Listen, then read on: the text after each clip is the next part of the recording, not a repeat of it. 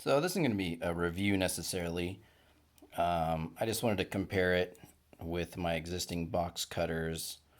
It's not really a best out of them all, but why I am going to start using it or why I like it compared to other ones. So I guess you could say a comparison.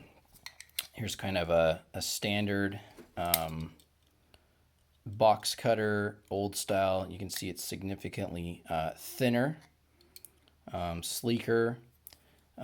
This has a really solid lock. It's not going to come out on accident. There's quite a lot of force you have to apply down to get that blade out.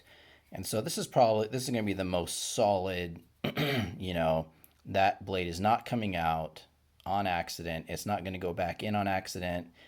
And probably you'll snap the blade first before anything else breaks. Doesn't snag on anything. It's very smooth. Now the downside obviously is to change it or access the extra blades, you have to have a tool and unscrew it. That's a pretty long process.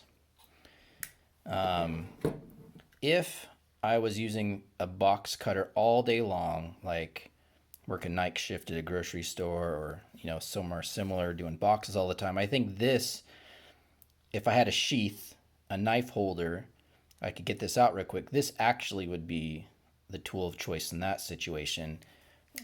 Requires a little bit of force. You're not going to accidentally get the blade out. Comes out pretty far. To change it, you just push that button. Very quick change. And then it's got a nice little holder in the back. That's actually pretty convenient. Again, significantly larger. No belt clip, but again, that's not what this is made for. Even if this is in your pocket, it's so hefty that you could just reach in, immediately know what you had in your hand and pull it out there, so that you could even just put that in your pocket. So pretty significant. These two are really heavy. Now here is my previous one. Now my normal thing with working in the shop is I'll just use the blades bare. But there are times when you need a little bit more force, especially when you're working on some wood or something, and that that will just press into your finger when you're using it bare. So I would have this to give me some more leverage. It does have a belt loop. You can tell though that it is significantly thicker than this guy. The thing that I really didn't like about this is whenever I closed it, and I'm used to having a pocket knife, so I'm used to this, but this scares me. So it immediately becomes 100% concentration. Let's close this and not get anything in there. Okay, we're good. But still, there's nothing. I'm always afraid that if I put this in this way and I reach into my pocket, it'll be open. So I don't even put this anywhere in my pocket. I would put this on the outside of my pocket if I was going to use it. And the other thing too is there's a significant amount of play. And to get it out, you have to sit there and unscrew this, and so that actually to me is pretty irritating. Maybe someone else it wouldn't bother them. So in comparison, this guy, there is not very much force needed to get it out. And the nice thing about this is you can tune it. There's a nice video that Jacko makes.